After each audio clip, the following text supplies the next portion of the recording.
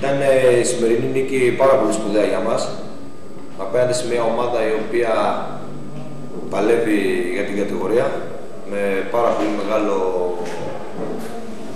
στόχο την παραμονή και όπως καταλαβαίνετε το ενδιαφέρον υπήρχε από την πλευρά του αντιπάλου σε υψηλό βαθμό.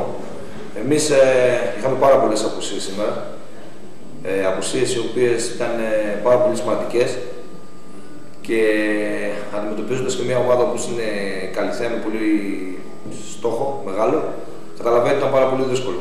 Στην πορεία του παιχνιδιού χάσαμε και τον Χρήστο Γκαρτσαμπά από ένα τραυματισμό το οποίο είχε, μια διαθεσία και έγινε ακόμα πιο δύσκολο το παιχνίδι.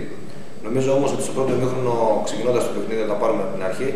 Ήμασταν η ομάδα που πάταγε καλύτερα μέσα στον αγωνιστικό χώρο. Είχαμε καλή κυκλοφορία της μπάλας. Φτάσαμε αρκετές φορές με προϋποθέσεις έξω από την αντίπαλη περιοχή του αντιπάλου. Μην έχοντας όμως καλή τελική πάσα, δεν δώσαμε την ευκαιρία να βάλουμε ένα πιο γρήγορο γκολ.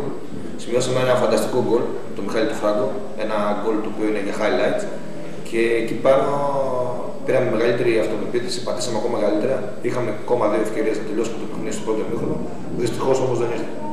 Στο δεύτερο ημίχρονο και με τον αντίπαλο, όπως σας έχω πει, να αφήνει πάρα πολύ το παιχνίδι και κόντρα στις καιρικές συνθήκες με την άνοδο του αέρα στο δεύτερο ημίχρονο, μας δημιούργησε αρκετά προβλήματα. Είχαμε και τον τραυματισμό του Χρήστου του Γκαρτσαμπά. Προσπάθησαμε να αλλάξουμε την δομή και το σχηματισμό της ομάδας με αποτέλεσμα να δεχτούμε ένα τέρμα το οποίο εκεί πέρα όμως οι ποδοσφαιριστές μου δείξανε ψυχικά χαρίσματα για ακόμη μια φορά και μας βοήθησε ο κόσμος που ήρθε και μας στήριξε.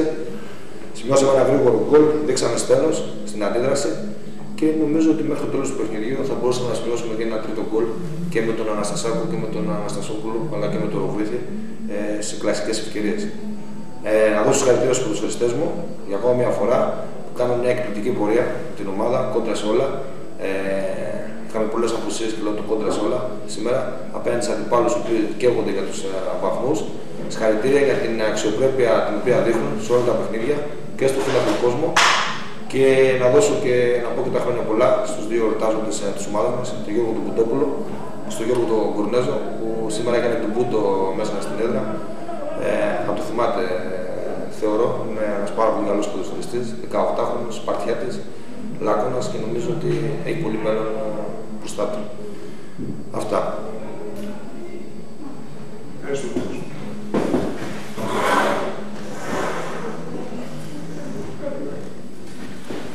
Όπως είπε και ο coach, είχαμε σημαντικές απώλειες σήμερα, αλλά κόντρα σε αυτό καταφέραμε και κάναμε μια πολύ μεγάλη νίκη. Απέναντι σε μια ομάδα όπως Καλιθέα που είναι χρόνια στην κατηγορία και παρόλα αυτά, παρόλο που είναι σε αυτή τη θέση που είναι αυτή τη στιγμή, προσωπικά πιστεύω δεν άξιζε να νικεί.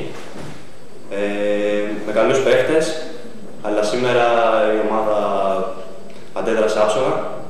Καταφέραμε, βάλαμε ένα υπέροχο γκολ του Φράγκου. Στη συνέχεια δεχτήκαμε δυστυχώς την ισοφάριση από απροσεξία μας, αλλά στη συνέχεια καταφέραμε με πίεση που ασκήσαμε στον αντίπαλο να καταφέρουμε να ξαναπάρουμε το βάδισμά μας.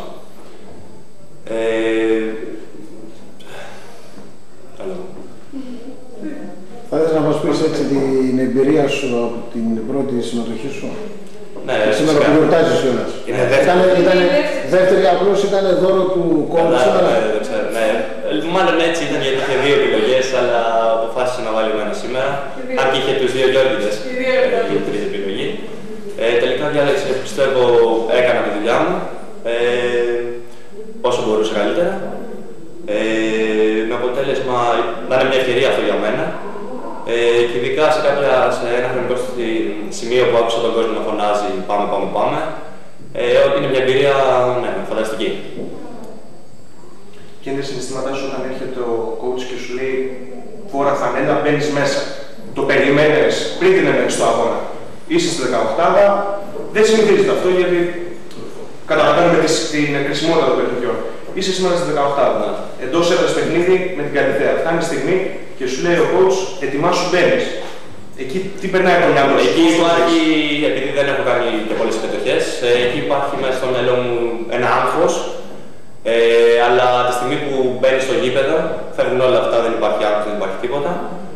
Και ο στόχος είναι ένας, να κάνεις αυτά που σου λέει ο προπονητής σου. Αν τα κάνεις, θα είσαι σωστός απέναντί του. Αυτό. Τα έκανε. Τα έκανε, ήταν πολύ καλός. Μας βοήθησε πολύ.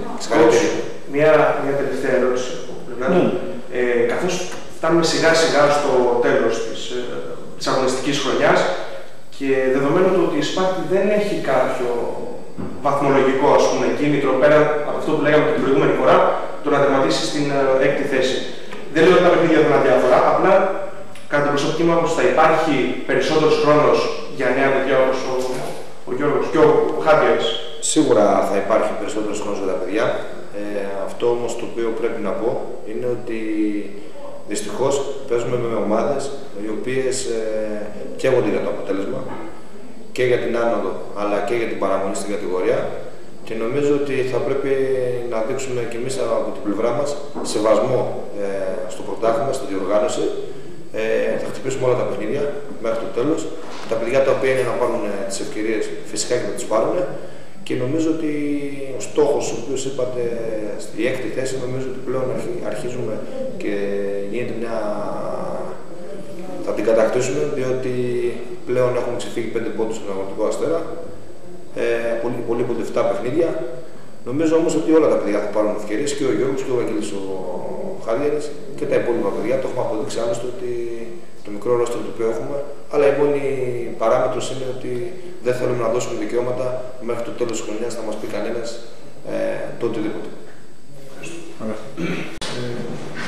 Χρόνια πολλά σε όλους. Ξεκινάω από αυτό. Εμάς δώσαμε σήμερα ένα από τα υπολοιπόμενα παιχνίδια που κάθε ένα από αυτά έχει, και ειδικά αυτά που είναι τώρα τα πρώτα, είναι πολύ πιο κρίσιμα για τη συνέχεια.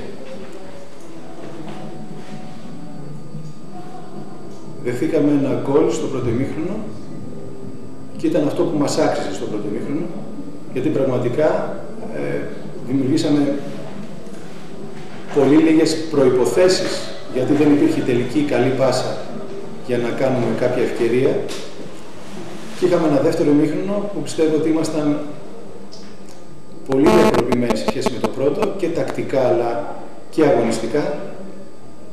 Καταφέραμε να ισοφαρίσουμε. Είχαμε και άλλες ευκαιρίες, είχαμε το δοκάρι, ακυρώθηκε ένα γκολ που κατά την άποψή μου, δεν ξέρω, με την κρισιμότητα που έχει ένα τέτοιο παιχνίδι καταλαβαίνετε ότι για μας ήταν κάτι που πρέπει να εστιάσουμε την προσοχή μας. Και είχαμε στο τέλος, είχαμε το αυτογκόλ το 2-1 και στο τέλος ο Μελίσσας έκανε 2 εκπληκτικές αποκρούσεις σε εξεπαφής και κράτησε το αποτέλεσμα για την ομάδα του, και δυστυχώς για μας μία ακόμα ήττα, η οποία καταλαβαίνετε ότι δυσκολεύει μέρα με τη μέρα την ομάδα μας περισσότερο. Χρειάζεται μια πίστη πλέον στα παιδιά, γιατί αυτοί είναι οι οποίοι θα βγάλουν την ομάδα στην επιφάνεια, να πιστέψουν ότι μπορούν να διεκδικήσουν την παραμονή τους στην κατηγορία.